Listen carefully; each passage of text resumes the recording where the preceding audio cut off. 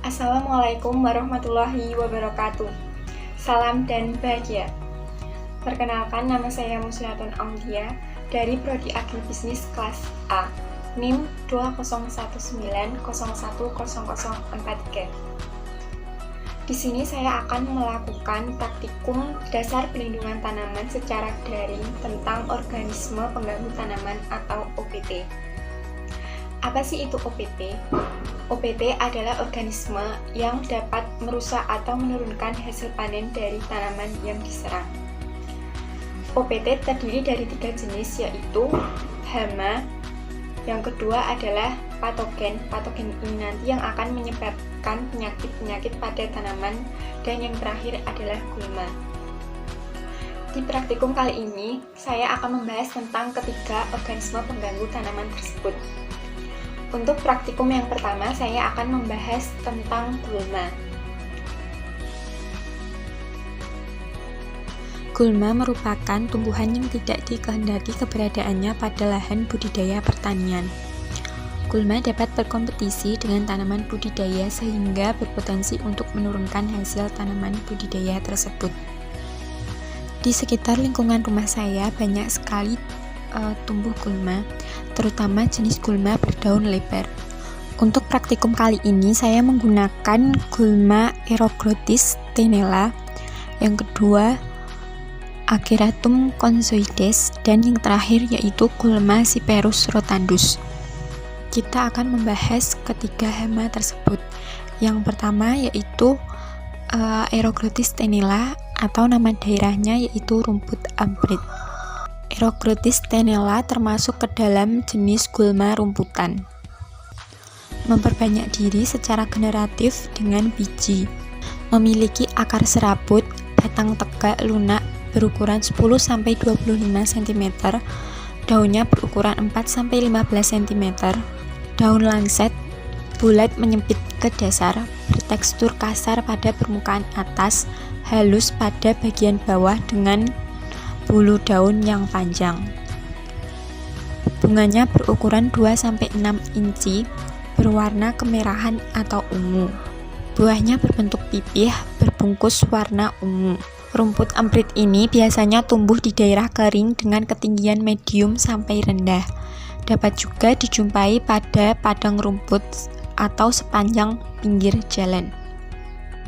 Gulma kedua merupakan jenis gulma berdaun lebar dengan nama ilmiah Acheratum conzoides. Di tempat tinggal saya biasanya disebut dengan wedusan. Gulma ini memperbanyak diri dengan penyebaran biji. Memiliki sistem adaptasi diri yang membuatnya berkembang di tempat-tempat baru. Wedusan tumbuh di ketinggian 1-2100 mdpl.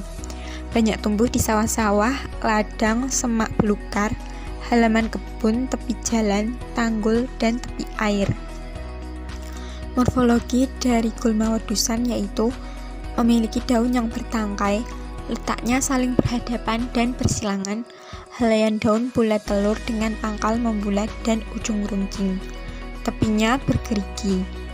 Panjang 1-10 cm dengan lebar 0,5-6 cm. Batangnya bulat berambut panjang, jika menyentuh tanah akan mengeluarkan akar. Mempunyai bunga yang kecil berwarna putih keunguan. Bunga majemuk berkumpul 3 atau lebih berbentuk malai rata yang keluar dari ujung tangkai, warnanya putih. Panjang bongkol bunga 6-8 mm dengan tangkai yang berambut. Buahnya berwarna hitam dan berbentuk kecil. Tingginya bisa mencapai kurang lebih 30-90 cm dan bercabang. Gulma yang terakhir yaitu Cyperus rotandus, atau biasa disebut dengan teki ladang. Teki ladang ini sangat adaptif terhadap perubahan cuaca dan sangat sulit dikendalikan. Teki ladang ini termasuk ke dalam jenis gulma tekian. Teki ladang biasanya tumbuh di daerah rendah dengan ketinggian 1000 meter di atas permukaan laut, tersebar luas di daerah tropis dan subtropis. Tumbuh hampir di semua jenis tanah, ketinggian, kelembapan tanah atau pH, namun tidak di tanah dengan kadar garam tinggi. Tekiladang memiliki akar serabut. Akar ini tumbuh menyamping dengan membentuk umbi yang banyak. Batangnya tumbuh tegak berbentuk tumpul atau segitiga, tingginya bisa mencapai 10-30 cm. Daunnya berbentuk garis mengelompok dekat pangkal batang, terdiri dari 4-10 helai. Pelepah daun tertutup tanah.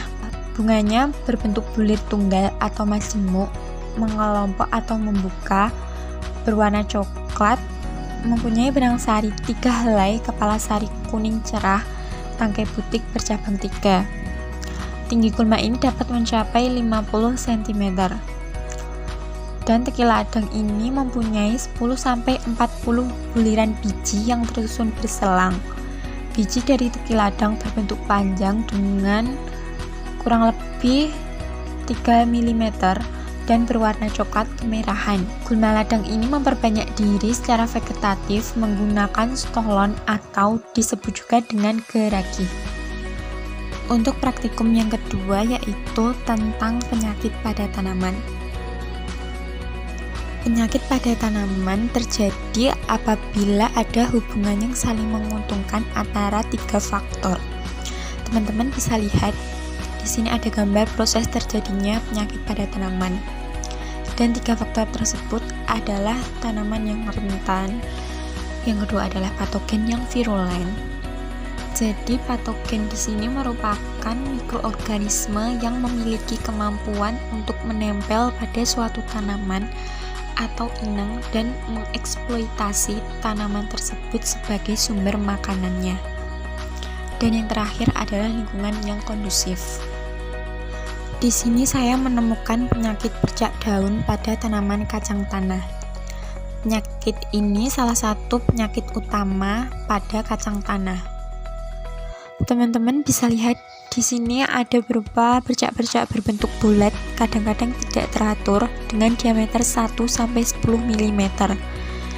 Berwarna coklat tua sampai hitam pada permukaan bawah daun seperti ini, dan coklat kemerahan sampai hitam pada permukaan atas.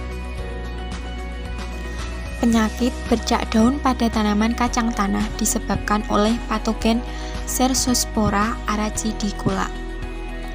Bagian yang diserang adalah bagian daun. Penyakit ini pada umumnya timbul pada awal pertumbuhan, kira-kira mulai muncul pada umur 3 minggu. Dan jika tanaman tidak terkena penyakit bercak daun, maka permukaan daunnya akan hijau bersih seperti ini. Perkembangan penyakit bercak daun sangat didukung oleh kelembapan udara yang sangat tinggi dengan kisaran suhu 12-33 derajat Celcius. Beberapa cara pengendalian yang dapat diterapkan adalah penanaman varietas tahan. Cara ini sangat murah dan mudah dilaksanakan, juga tidak mencemari lingkungan. Cara lainnya yaitu dengan sanitasi dan rotasi tanaman, pengendalian hayati, pengendalian dengan fungisida nabati, dan pengendalian secara kimiawi. Demikianlah praktikum yang kedua tentang penyakit pada tanaman. Untuk selanjutnya kita akan membahas tentang hama pada praktikum ketiga. Praktikum yang ketiga yaitu tentang hama. Hama adalah hewan yang mengganggu atau merusak tanaman budidaya sehingga mengganggu pertumbuhan dan perkembangan tanaman budidaya. Hama juga bisa menyebabkan gagal panen. Serangan hama bisa terjadi sejak benih, pembibitan, pemanenan hingga pasca panen. Hama yang pertama yaitu ulat bulu. Tanaman yang diserang adalah lembayung, kacang tanah, tanaman hias, dan lain-lain. Ulat ini menyerang pada bagian daun.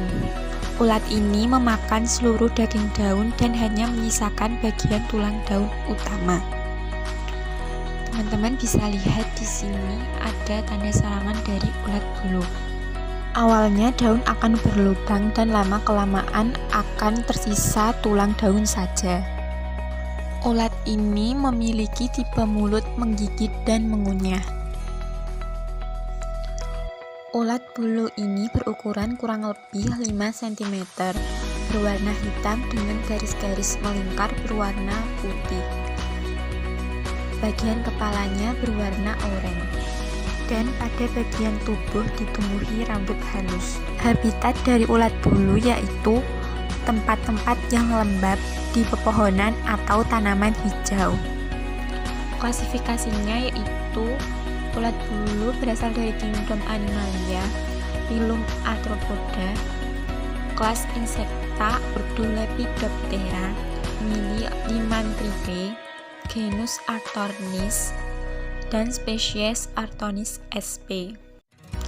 Hama yang kedua adalah siput atau bekicot.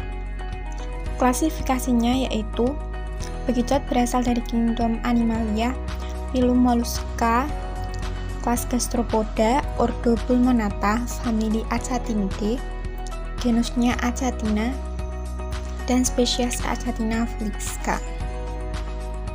Tipe mulut dari siput yaitu mengikis makanan dengan menggunakan radula.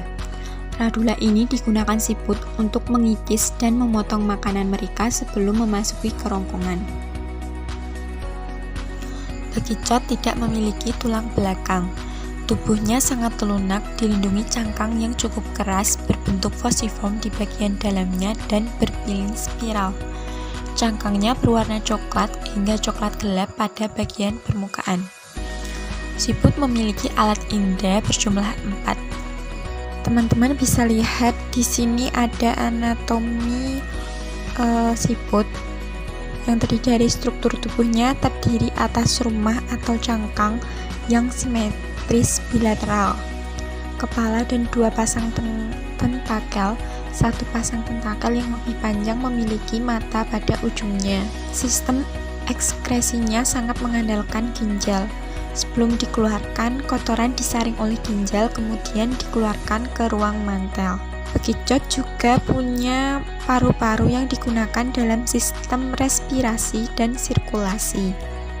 Bekicot menyerang pada tanaman anggrek, kubis, kaisim, selada, kailan, dan lain-lain. Bagian tanaman yang diserang adalah bagian tunas muda, cabang, serta batang. Tanaman yang diserang oleh bekicot akan menunjukkan gejala serangan berupa daun berlubang tidak beraturan dan sering ditandai dengan adanya kotoran bekas lendir yang mengkilat. Jejak lendir dapat ditemukan juga pada dedaunan dan permukaan tanah. Habitat bekicot berada di negara yang beriklim tropis. Kondisi wilayah yang basah membuat bekicot mudah berkembang biak. Ia juga dapat hidup secara liar di hutan, perkebunan, atau tempat budidaya. Demikianlah praktikum dasar pelindungan tanaman saya. Apabila ada kesalahan, saya mohon maaf. Wassalamualaikum warahmatullahi wabarakatuh. Salam dan bahagia.